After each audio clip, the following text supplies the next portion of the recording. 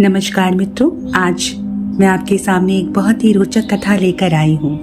उम्मीद करती हूँ आपको पसंद आएगी। दुनिया सो रही थी, पर एक और दुनिया जाग रही थी। उस रात चंद्रमा नहीं निकला, नभ में एक अजीब सी खामोशी छाई थी। हिमालय की गुफाओं के भीतर एक समाधिस्थ ऋषि के मन में भय की लहर दौड़ रही थी। एक नया राक्षस अविद्या जन्म ले चुका था। यह राक्षस न तलवार से मरता था, न मंत्रों से। यह अज्ञान से पनपता और धीरे धीरे लोगों की आत्मा को निगल जाता। देवताओं ने सलाह की, यज्ञ रचे, तप किए, पर सब निष्फल रहा। तब ब्रह्मा ने कहा, जिसका जन्म अज्ञान से हुआ है, उसका नाश ज्ञान की ज्वाला से ही होगा। तभी आकाश फटा, बिजली गिरी और एक गुफा के अंदर से एक आकृति प्रकट हुई। और वो आकृति थी माँ काली की। माँ काली, पर वैसी नहीं जैसी हम जानते हैं।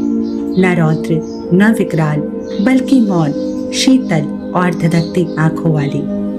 उन्होंने कुछ नहीं कहा, बस चल पड़े, बिना शस्त्र, बिना वाहन। राक्षस ने उनका उपहास किया, क्या तुम मुझे मौन से मारोगी? काली मुस्कुराई। उन्होंने अपनी हथेली में से एक दीपक निकाला, और वो कोई साधारण दीप नहीं था। वह हर आत्मा में छुपा हुआ बोध का दीप था।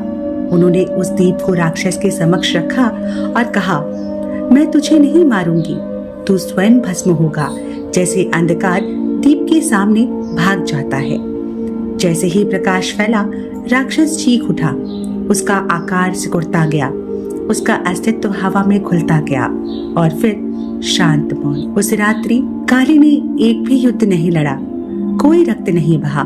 फिर भी सबसे बड़ा विजय उसी रात हुआ, क्योंकि काली ने सिखाया, सबसे भयानक राक्षस वो होता है जो भीतर होता है, और सबसे महान देवी वही होती है जो तुम्हारे अंदर का दीप जलाती है। तो यदि मनुष्य को अपने अंदर का अंधकार मिटाना है, अपनी अज्ञानता के राक्षस को खत्म करना है, तो आपको अपनी अंतरात्मा में ज्ञान का दीपक जलाना पड़ेगा, और यही आपकी सबसे बड़ी विजय होगी। इसी रोचक कथा के साथ अब मैं विदा लेती हूँ। अगली कथा के साथ पुनः आपके सामने उपस्थित होंगी। तब तक के लिए अगर हमारी कथा आपको पसंद आई हो तो हमें लाइक और सब्सक्राइब करें।